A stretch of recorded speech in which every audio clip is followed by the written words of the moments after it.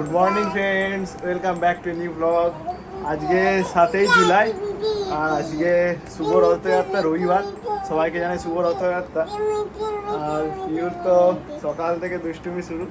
আজকে যেহেতু রবিবার, তাই এখন ব্লগটা শুরু করলাম, নাহলে তো অন্য দিনগুলো আর টাইমই পাই না ব্লগ করার। আর রবিবার বলে আজ কাজের চাপ প্রচণ্ড। সকালেই বাজার থেকে এসে এখন ঘড়িতে বাজছে 12টার পরে শুরু করা হয়েছে, কারণ সমস্ত সবজি আনার পর সমস্ত কিছু রেডি করে খাওয়া দাওয়া করে পিউ স্নান করে তারপর শুরু। এতই কাজের চাপ থাকে রবিবারে, আর বাকি তো অফিসের দিনে এখন আর টাইমও পাচ্ছি না ব্লগ করার। মেনলি পিউর এই দুষ্টুমিগুলোকেই মনে রাখার জন্য এই শ্যুট করে রাখা, যাতে পরবর্তীকালে মনে রাখে। তো অনেক ভিডিও জমেও আছে, এডিটও করার টাইম পাইনি। আর আজকে যেহেতু রথযাত্রা, তাই আমাদের পুরুলিয়ার নডিয়ার কাছে রথ সজালা ভালোই হয়। তো সেখানেই দেখি বিকেলে আমাদের যাওয়ার প্ল্যান হয়েছে, আজকে পিউকে নিয়ে যাব। আর পিউ চান টান করে একদম দুষ্টুমি শুরু করেছে। আর বাইরের ওয়েদারটা আজকেও একই মেঘলা, কালো আকাশে ঢাকা আছে, তাই একটা হিউমিডিটি, আমের একটা প্রচণ্ড গরম আছে। তাই বৃষ্টি না হলে একদমই ওয়েদারটা বেশ ভালো লাগে না। যতক্ষণ না বৃষ্টি হবে ততক্ষণ ওয়েদারে কোনো চেঞ্জ নেই। মনে হচ্ছে আজকে তো বৃষ্টি হবে, কারণ হিউমিডিটি আরও বেশি, আজকে আরও বেশি ঘামের একটা অস্বস্তি। আর পিওর সকালেই সমস্ত বিছানায় খেলনা বার করেছে, দেখাচ্ছি। বিছানায় সব ওর খেলনা বার করেছে, বার করে ওর দুষ্টুমি শুরু হয়ে গেছে সকাল থেকে। আর এই বদমাশি শুরু করেছে, একদম ধারটাই গেছে, খাটের একদম ধারে গিয়ে ও পাকামি করছে। পড়ে যাবে কখন, এরকম মাঝে মাঝে দুষ্টুমি করবে, একদম ধারে যাবে দিয়ে আমাদেরকে দেখাবে। এই যত বড় হচ্ছে দিন দিন আরও বেশি দুষ্টু হচ্ছে। একদম এই ধারটাতে আছে, যতক্ষণ না ধরবো, ধরতে গেলে আরও বেশি করবে, দেখাবে। আর দ্বীপের রান্নাঘর রান্নাবান্না এই যা স্টার্ট হবে, অলরেডি 12টা বেজে গেছে। আর আজকে তো রবিবার মানে দেরি। মাসিও রান্নাঘরে দ্বীপের সাথে হেল্প করছে। আর আমাকে এখন 11:30 থেকে 12:30 পর্যন্ত পিউকে দেখার দায়িত্ব। সমস্ত কিছু ওর সাথে খেলনা, সমস্ত কিছু খেলা।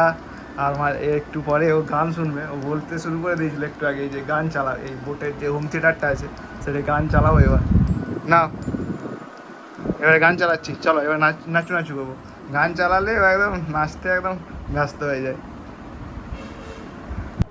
ওয়েদার যেহেতু চেঞ্জ হচ্ছে, তাই গরম ঠান্ডা আর মাঝে মাঝে বৃষ্টি, তাই পিউর একটু ঠান্ডা লেগে গেছে। তো ঠান্ডা লাগার জন্য ওকে ওষুধ দেওয়া হচ্ছে, কিন্তু কিছুতেই তো ওষুধ খেতে চায় না, তাই চিপে ধরে দীপ ওষুধ খাওয়াচ্ছে। আর দেখলেই বোঝা যাচ্ছে কতটা দুষ্টুমি করছে, কিন্তু তবুও ওষুধ না খাওয়ালে তো কিছুতেই ঠিক হবে না। সাধারণত ওকে আমরা হোমিওপ্যাথি ওষুধই দিয়ে যাই, কিন্তু বেশ ভালোই ঠান্ডা লেগেছে, তাই ওকে একটু অ্যালোপ্যাথি ওষুধ দেওয়া হচ্ছে। পিউকে ওষুধ খাওয়ানো হলো, তারপর ওষুধ খাওয়ানোর পর বলা হয়েছিল যে এই মাছটা দেওয়া হবে, তাই তবুও সেই জোর করে ওষুধ খাওয়ানো হলো। একটা চান করার পর আমরা বাড়ি থাকলে ওর একটা প্রত্যেকদিন চকলেট খাওয়া হয়। তো কালকেও একটা কিনেছিলাম, যেহেতু সেই বাইরে গেছিলাম তখন কিনেছিলাম, আর চকলেটটা দিয়েছি। আর ওষুধ খাওয়ানো এত দুষ্টু, তবুও নিওপেপটাইনটা যে ওষুধটা খাওয়ালাম পেটের জন্য, ওটা অতটা হ্যাঁ তিতাও নয় ওষুধটা।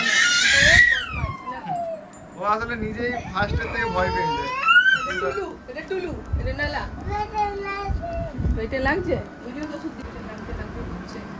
ভালো, খেয়ে না, খাও।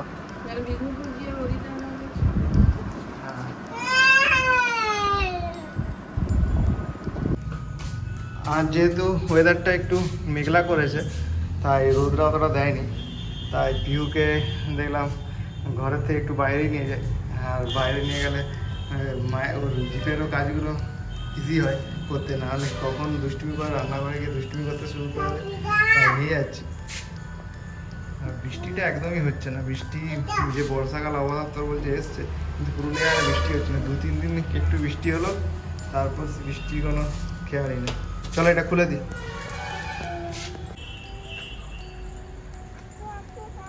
কালো মেঘ আছে আকাশে, কিন্তু বৃষ্টির কোনো সম্ভাবনা নেই, আর তাই গরমটাও খুব বেশি। গরমটা একটা ঘামের যে অস্বস্তিকর গরম, পুরুলিয়ার এটা খুব কমই দেখা যায়। সেই গরমটা খুব প্রচণ্ড অস্বস্তি পাচ্ছে। আর একটু বর্ষা পড়তেই একটু জল পেয়েছে, যত আগাছা। একদম এই চিলড্রেন্স পার্ক যেটা ছিল, যেখানে দোলনা আর স্লিপার ছিল, পুরো আগাছাতে ভর্তি হয়ে গেছে। আর এই আগাছাতে একটা সাপের ভয় থাকে, যেহেতু এটা কোয়ার্টার অনেক পুরনো সময় থেকে। এখানে নাকি আগে জলা জায়গা ছিল, পুকুর ছিল, সেখান থেকেই কোয়ার্টারগুলো বানিয়েছে।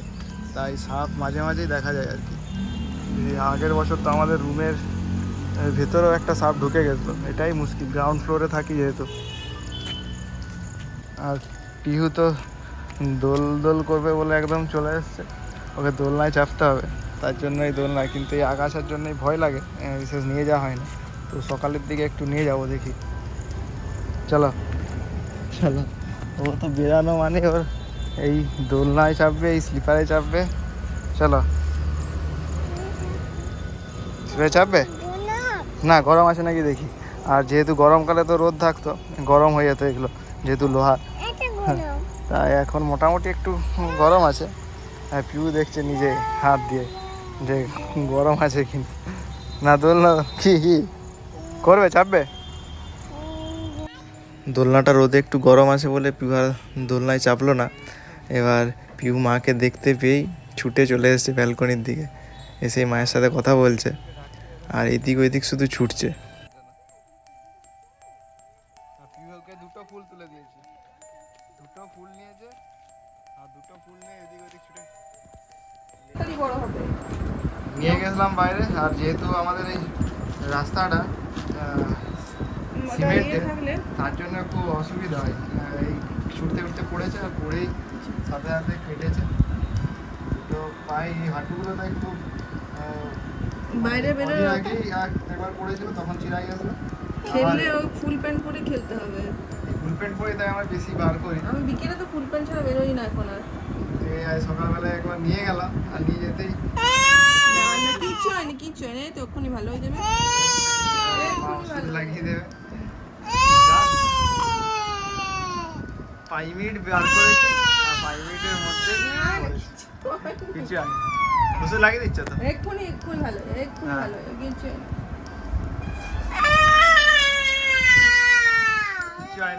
ঠিক করে দাও, এক্ষুনি ভালো হয়ে যাবে। ওষুধ লাগিয়ে দিলেই ভালো হয়ে যাবে, এইটুকু লেগেছে, কিচ্ছু হয় না। আর এই ওষুধটা খুব কার্যকরী হয়। পিওর যখনই হাঁটুতে কেটে যায় বা কোথায় কেটে গেল, এটা খুব কাজে দেয়। দুদিনের মধ্যে একদিনের মধ্যেই অনেকটা ব্যথাটা কমে, যেহেতু এটা সিজারে অত বড় কাটার এর জন্য দিয়েছিল তো, আর ওটা অনেকটা কাটা, তাহলে এই ক্রিমটা দেখেছি, এই মানে মেডিসিনটা খুব ভালো। আমাদেরও যখন কিছু হাত পায়ে কোনোভাবে কেটে যায়, তখন ব্যথা একদমই থাকে না। আর এই ওষুধটা মেনলি দীপকেই দিয়েছিল, সার্জারি হয়েছিল যখন সার্জারি হয়েছিল দীপের, তখন থেকে এটা আমাদের প্রায় সবসময় থাকে।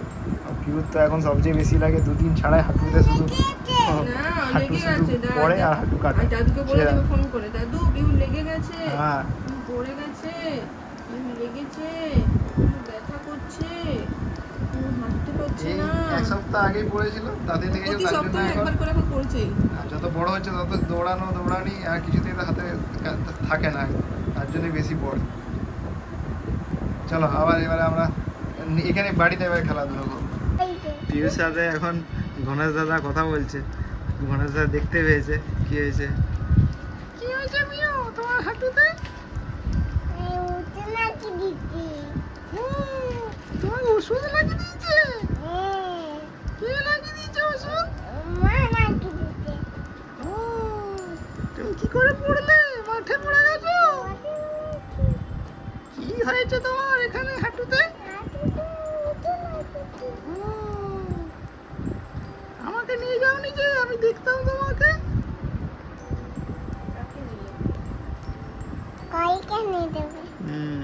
গণেশ দাদা তোমার সাথে কথা বলছে,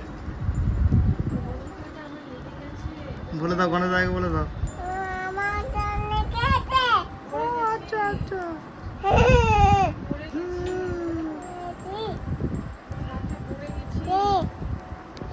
আজকে রবিবার, এখন ঘড়িতে হয়েছে প্রায় দুপুর 2টো। আজ রান্নাঘর থেকে ব্লগ শুরু করছি। এখানে আমি আরেকটা ক্যামেরা, এখানে হচ্ছে রান্না। আজকে যেহেতু রথযাত্রা, তো রথযাত্রায় সবাইকে জানাই আন্তরিক শুভেচ্ছা এবং ভালোবাসা। সবাই আজকের দিনটা খুব ভালোভাবে কাটুন। আজকে খুব শুভ দিন। তো আজকে রথের দিনে আজকে আমি বানাচ্ছি পুরীর খাজা। সেটা আমি ভিডিও বানাচ্ছি, ভিডিও হচ্ছে। এই যে কড়াই বানাচ্ছি খাজা, রান্না বান্না তো হয়ে গেছে, এখন এটা বানাচ্ছি। কয়েকটা ভেজেছি, এই যে এখনো কমপ্লিট হয়নি, বাকি আছে কিছুটা, দেখিয়ে দিই একটুখানি। আর জন্য আজকে দুটো ক্যামেরায় একসাথে কাজ চলছে, অনেকদিন পর রান্নার ভিডিও করছি। চলো। আর পিহু ওদিকে খাচ্ছে, খেতে বসেছে। যেহেতু স্বাভাবিকভাবে আমরা বাড়িতে থাকলেও খুব বেশি দুষ্টুমি করে, আর তার মধ্যে আজকে একটু আবার পড়েও গেছে মাঠে খেলতে গিয়ে, একটু দুষ্টুমি বেশিই করছে। তার মধ্যে আমি সব করছি, ওদিকে পিহুকে খাওয়াচ্ছে মাসি। চলো।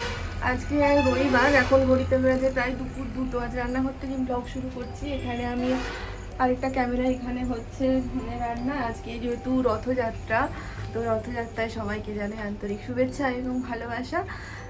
সবাই আজকের দিনটা খুব ভালোভাবে কাটুন। আজকে খুব শুভ দিন। তো আজকে রথের দিনে আজকে আমি বানাচ্ছি পুরীর খাজা। সেটা আমি ভিডিও বানাচ্ছি, ভিডিও হচ্ছে। এই যে কড়াই বানাচ্ছি খাজা, রান্না বান্না তো হয়ে গেছে, এখন এটা বানাচ্ছি।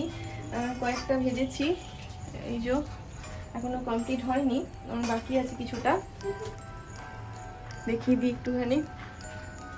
আর জন্য আজকে দুটো ক্যামেরায় একসাথে কাজ চলছে, অনেকদিন পর রান্নার ভিডিও করছি। চলো। আর পিহু ওদিকে খাচ্ছে, খেতে বসেছে। যেহেতু স্বাভাবিকভাবে আমরা বাড়িতে থাকলেও খুব বেশি দুষ্টুমি করে, আর তার মধ্যে আজকে একটু আবার পড়েও গেছে মাঠে খেলতে গিয়ে, একটু দুষ্টুমি বেশিই করছে।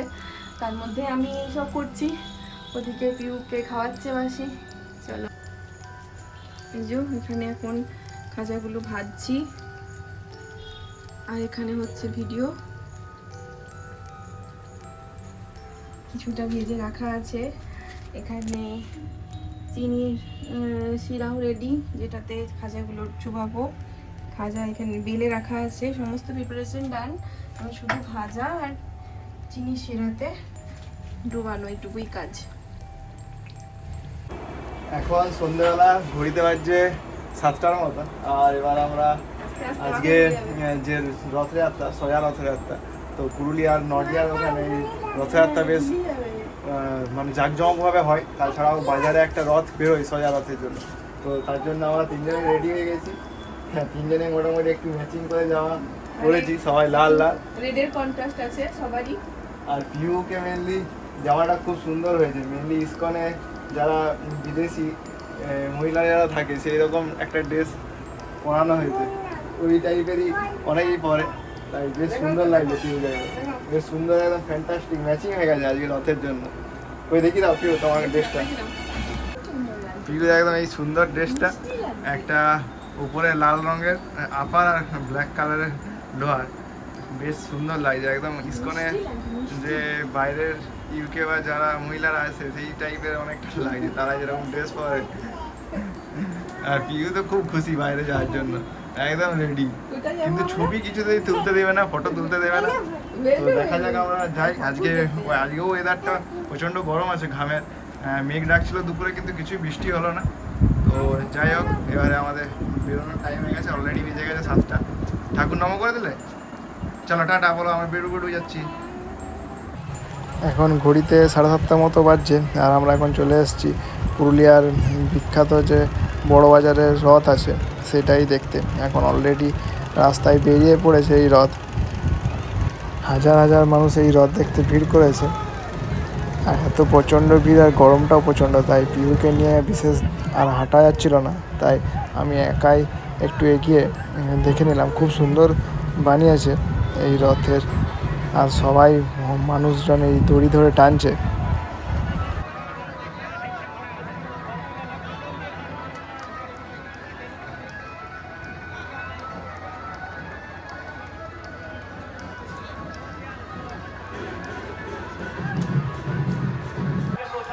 রথের মেলা দেখতে এসেছি, আর পিউর জন্য কিছু কেনা হবে না তা তো হয় না, তার জন্য পিউর জন্য একটা হাওয়া চরকি দেখতে পেয়েছিলাম, ওটাই কিনে নিলাম। আগের বছরও এই রথে পুরুলিয়াতে কিনে দিয়েছিলাম, আর ওইটা নিয়ে তো দুষ্টুমি এমন করছে যেন সাথে সাথে ভেঙে দেবে।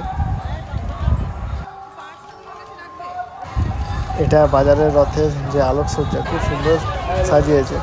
এরপর আমরা এখান থেকে চলে যাবো নডিয়া যে ইস্কনের রথযাত্রা হয়, সেটাও খুব বিখ্যাত, তো সেখানেই যাব। আর এটা হচ্ছে বড় বাজারে মা কালী মা দুর্গার মন্দির। এখন বাজার থেকে চলে এসেছি নডিয়া যে ইস্কনের রথ বেরোয় সেখানেই এসেছি। অলরেডি এখানেও রথ রাস্তায় বেরিয়ে পড়েছে, বেরিয়ে অলরেডি নডিয়ার যে মাঠ আছে সেখানে ঢুকে যাচ্ছে, আমরাও তার সাথে সাথে চলে এসেছি।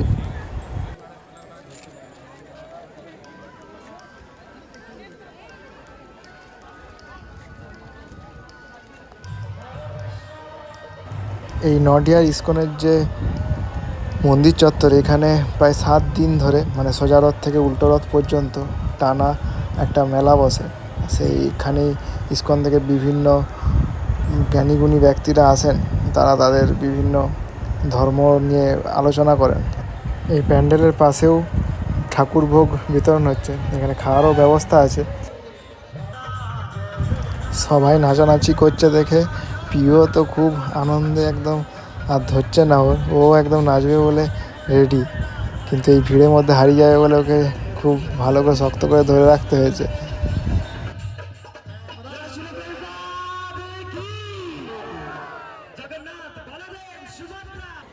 ইস্কন থেকে আমাদের কোয়ার্টারে গিয়ে কুপন দিয়ে এসেছিলো, আর সেই কুপন দিয়েই এখন একটু ভোগ আনলাম।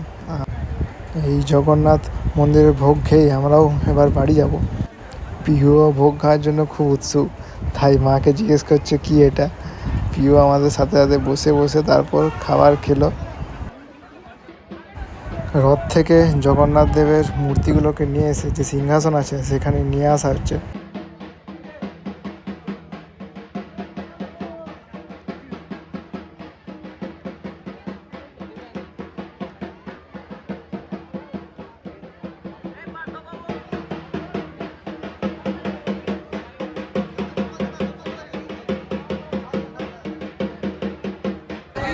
আজ এতটাই ঘামে অস্বস্তিকর পরিবেশ, পিহুও প্রচণ্ড ঘেমে গেছে। এবার বাড়ি যাওয়ার পালা, কিন্তু পিহু আর কিছুতেই যেতে চাইছে না। আমরা দুজনে চলে যাচ্ছি, তবুও পিহু সেই চেয়ারের পিছনে গিয়ে নুকিয়ে যাচ্ছে আর কিছুতে আসতে চাইছে না। মাও ডাকছে, মা ডাকলেও কিছুতে আর আসবে না, ওর খুব ভালো লেগে গেছে। 10টার মতো রাত হয়ে গেল, যা এবার পিহুকে জোর করে নিয়ে যেতে হবে। আজকের মতো এখানেই ব্লগটা শেষ করলাম, আবার দেখা একটা নতুন ব্লগ নিয়ে। টাটা বন্ধুরা।